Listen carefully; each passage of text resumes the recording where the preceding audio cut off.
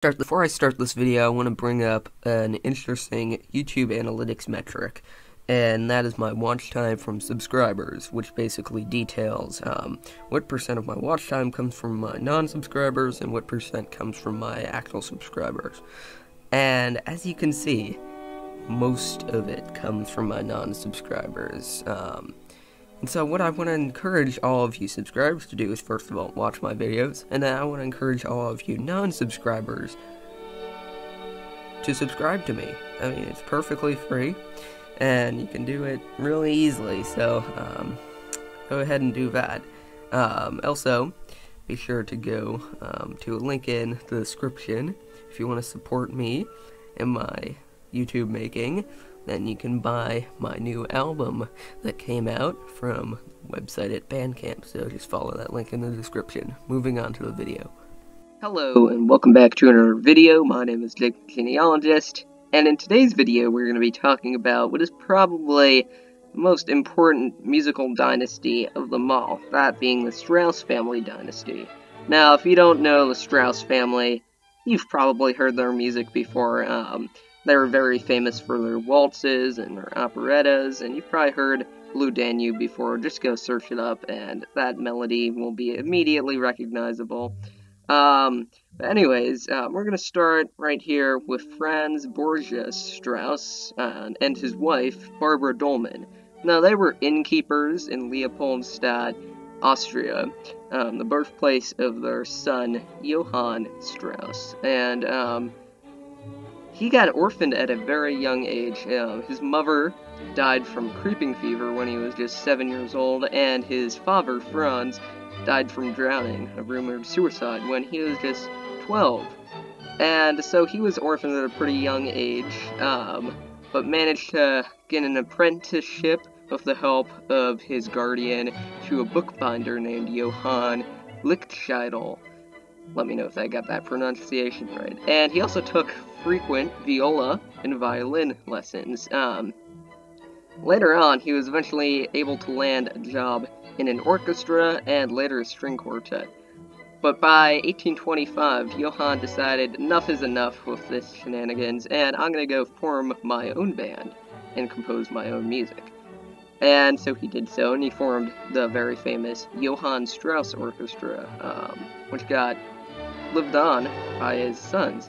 And he became very popular in the city of Vienna. And his Radetzky March, written for the field marshal of that exact name, has become his most well-known work. He married Maria Anna Streim, but the marriage was pretty unhappy because of his constant time away from his family, and so they eventually end up filing for divorce in 1844. But he did have several children. In fact, he had 7 children, those being Johann Strauss II, Joseph Strauss, Anna Strauss, Therese Strauss, Ferdinand Strauss, who died at just 10 months old, and Edward Strauss. And he was pretty strict, and despite him being a musician, he demanded that none of his sons pursue music as a career, even though they all really displayed musical talent. And so Johann II ended up studying to become a banker, and Joseph joined the military, and Edward aimed to be in the Austrian consulate. Eventually, I believe by 1834, he had a mistress named Emily Trampusch, and who he ended up having 8 children with. And because of that, he kind of abandoned his family, and during that time, because of it, his oldest son, Johann Strauss, said, "Screw that, I don't want to become a banker anymore, I'm going to be studying to become a full-fledged musician and composer." And so he did so, but when his father learned of his son's career in music, they kind of developed a bit of a rivalry, and even though his son played a lot of his music that he wrote, they still had a very big rivalry up until his father's death, which happened in 1849 due to scarlet fever contracted from one of his illegitimate children. Strauss Jr. or Strauss II, ended up taking over the orchestra, and he quickly became one of the most popular musicians in Vienna, with songs such as The Blue Danube, The Emperor Waltz, and Tales from the Vienna Woods. And he made the waltz one of the most popular music genres in Europe at the time, as well as writing several successful operettas. He married thrice to mezzo-soprano singer Henrietta Treffs, also known as Jetty, in 1862. After her death in 1878, he married Angelika Dietrich, only 6 weeks later, who ended up not really being a very big supporter of his music, so he eventually divorced her. And finally, he married Adele Deutsch in 1887, who kind of gave him his creative flow back once again. Now, even though he was successful, his other two brothers, Joseph, and over here, Edward, they both ended up becoming relatively successful musicians. They didn't attain the same success as Johann, though, and so they've remained pretty obscure in terms of their music. Okay, so now moving on to their descendants. So, Johann Strauss, despite marrying 3 times, did not have a single child.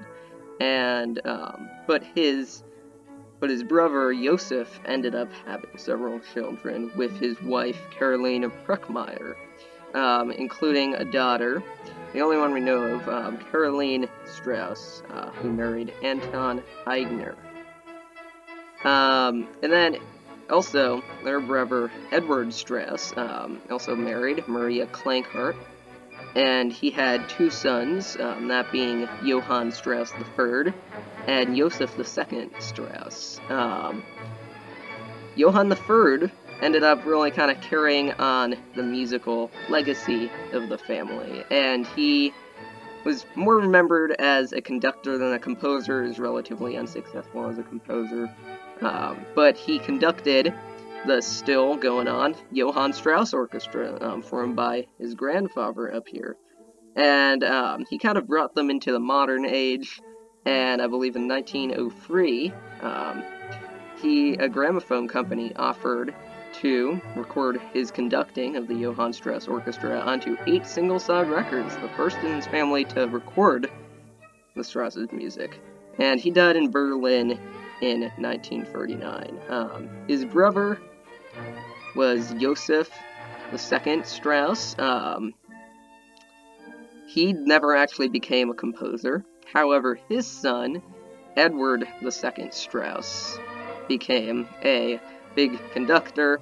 In his day, he studied at the University of Music and Performing Arts in Vienna, and he ended up debuting as a conductor by 1949, a big milestone in the family, as it was 50 years after Johann II's death, and 100 years after Johann I. And when he visited Japan in 1956, fun fact, he actually sparked a Johann Strauss boom there, so there's a little fun tidbit. Now, Johann III also had several children. None of them really had anything to do with music. They all kind of pursued their own careers. Really, Edward II was the last person in the family that I have found so far who had anything in the music business. He had a son, though, who's kind of more the head of the Strauss family now, named Edward III Strauss, right here. And he ended up becoming a lawyer, completely different to his father's job, but he's kind of the patriarch currently of the Strauss family. Some other people in the family had descendants, such as this guy, Johann Strauss, who died around like 30 years ago, but none of these are too significant. However, through this Aigner line right here, through Joseph Strauss right there, his great-granddaughter, Hedwig Aigner, who married Wilhelm Mayer, actually ended up going to a special Strauss tribute concert, and as far as I know, she's still alive at the whopping age of 98 years old. So congrats to her, and that about wraps this video up. Thank you guys for watching, and I'll see you all later. Goodbye.